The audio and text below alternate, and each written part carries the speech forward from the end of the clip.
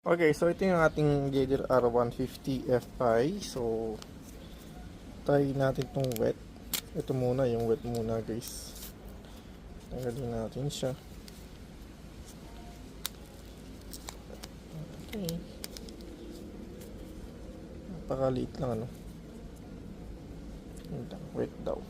Ayun, basa nga siya guys. Ay sorry, umalog pala. Yan.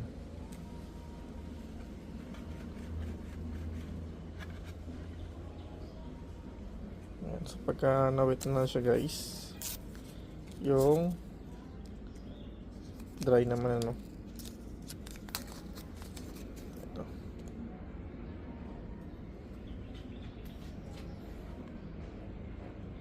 Yan. So syempre make sure lang talaga natin guys na matanggal lahat ng dumi dyan para yung pagpakat natin guys mapakat talaga siya.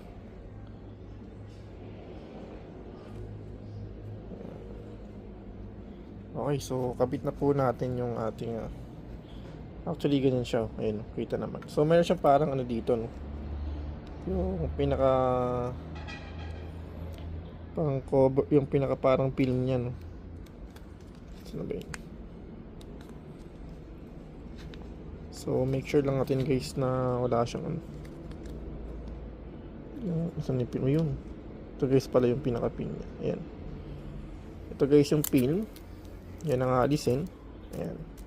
Tapos ito yung ating ilalapat dito guys. So make sure lang na eksakto no.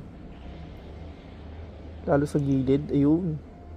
And so guys, naikabit na natin. So tip ko lang, pag ginabit nyo yung pinaka mismong film, make sure talaga siya na basang-basa siya. Para at least mawala yung pagka-bubble. Kasi pagka halimbawa medyo tuyo-tuyo siya, medyo dry, yun guys, magkakaroon siya ng bubbles. Pero sa ngayon ito, kaya kung makita nyo, may mga konti lang siya. Pero so far, malinis naman din kahit pa paano tingnan. Hindi lang siya perfect kasi DIY lang tayo.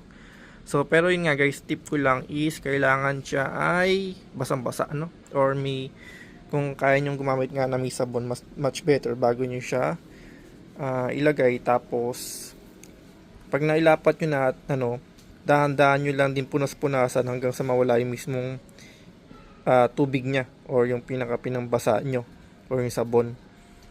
Ayan. Para mas malapat, mawala yung parang hangin ba sa loob. Parang ganun siguro yun, kaya kailangan basain talaga. So papatuloy lang naman yan, hopefully magtagal siya or hindi siya kabud matanggal, no? So yun lang guys, thank you for watching po, no?